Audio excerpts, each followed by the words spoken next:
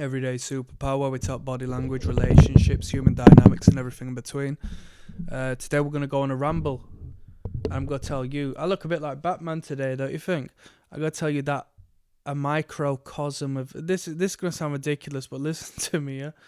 I'm going to talk to you about how a microcosm of behaviour reflects a macrocosm of behaviour. What do I mean by that? Well, I mean, what is the micro represents the larger scale and the vice versa, yes?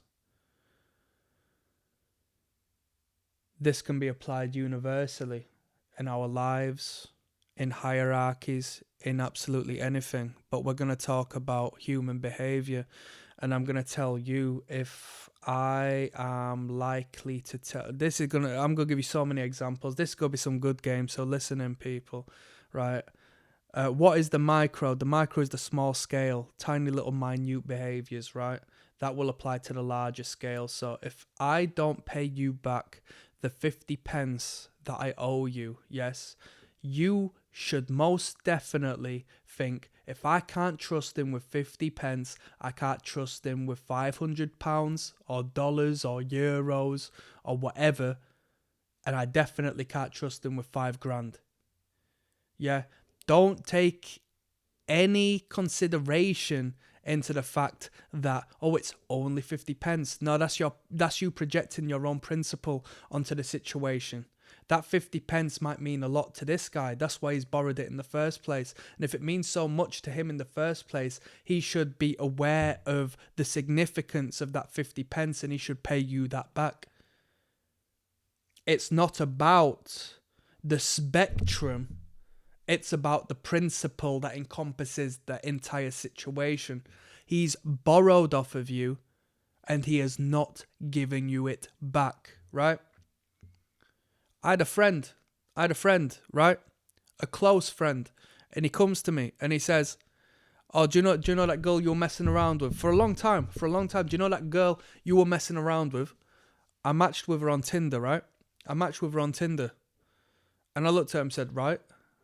And he told me that just to tell me that, as if to point the finger at her, yeah? And say, how bad a person is she for matching with me? Even though she knew we were friends. At this time, I wasn't seeing her no more. Completely understandable for her to match with him. But instead, I'm going to look at him and I'm going to think, you're a snake. If I can't trust you, right?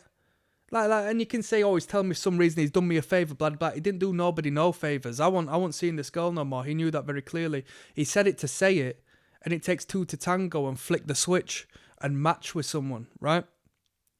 He had no explanations. He said nothing. I didn't ask no questions. I just said, all right, boom, you're out of there. Because if I can't trust you to do honourable things as a man, I can't trust you full stop. If you're willing to do that with a girl I was seeing, right, and showcase to her that you're available to her, indirectly disrespecting me, imagine what you would do on the larger scale. Imagine the way you would speak to my wife down the line. Imagine the little underhanded, conniving, egocentric, fulfilling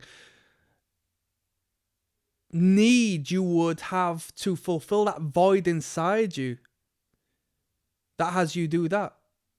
On a larger scale. The micro explains the macro, yes? If you see the slightest bit of jealousy from a man towards you because you scratched the scratch card and you won £10, yeah? And you look at first and foremost, this is a body language channel. Look at the links down in the description. 2 vital links you need to check out if you want to learn how to read people, right? Real talk. If you scratch a scratch card and win £10, and the reaction from your friend as you read their nonverbal communication, which is the real talk, is one of envy, one of jealousy, one of spite, one of contempt, that is the signal that that person will do you dirty, given you do anything in due time. What's £10 when you make somebody successful of yourself? And this person's still hanging about. They've shown you spite for the slightest bit of luck on your behalf, let alone when you become a multi-millionaire, multi-billionaire, and you're still an idiot keeping this jealous person aside because you did not read the signs initially. This is why you need to look at the micro and apply it to the macro, right? In nonverbal communication, that which is slight, a flash, momentary expression is more valuable than that which is prolonged, expressive, overt. Because that slight little momentary concentrated flash of expression or non-verbal release is that as to which they wanted to hold in and hide ever so dearly, and that is why it was ever so momentary, because they've rid of it as soon as it's come about. But their body cannot lie to you. Their brain can, their conscious thinking brain can, their voice can, but their body will react like the animal it is, right? Non-verbally. They don't know they're doing it because they think they've hidden it. But that's not the case. So it seeps out and then they cut it off because they know they need to pretend to be someone else. They need to put their persona back on, their mask back on. But you've seen that flash. That is what you need to identify to notify yourself that this person is not going to be any good in situations that encompass A, B, and C, right? You showed a little bit of jealousy when I won £10 on a scratch card, so what the hell are you going to be like when I attain real success? You see, you don't need these people around. Real talk. Does that mean you're going to cut out 90% of people in your life? Yes, most definitely. Do you know why? Because it's in a man's nature to be number one. That's why I personally hang around with a lot of women. I prefer to hang around with women. Am I going to build easy with women? No, not necessarily. Do I choose to build with women? No. But these women are going to look up to me as opposed to perceive themselves on my level regardless as to where they are in the pecking order. And when they acknowledge subconsciously the fact that I am of a position higher than them within this particular realm as to which we are discussing or working in, their ego is going to take a hit, and more than likely they're going to try to break me down in due time. Maybe not consciously, but subconsciously, and that will seep out through passive aggression. So let's talk about passive aggression. If a person speaks to you in a slightly passive aggressive nature, don't let that slip.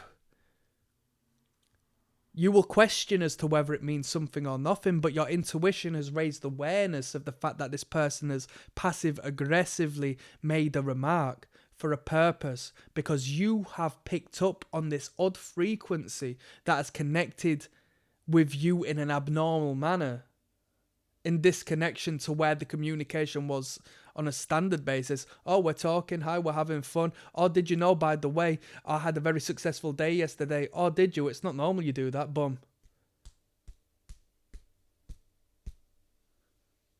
Sorry? You just continue talking. It's as if nothing even happened, but your brain picks up on that. Your gut feeling picks up on that. There's an incongruence between who they are posing as and how they're communicating with you. There's an incongruence in that behaviour. It's to be taken very seriously. Sometimes you'll be in environments where you can't help this. You'll be in workplaces. You'll be in businesses. You'll be in friendship groups. Sometimes you can't help it, but it is what it is. That's just a little food for thought. We could go on all day about that, but I'm going to sign out on that one. 2 links down in the description. As I say, if you want to learn body language, I'm signing out. Peace.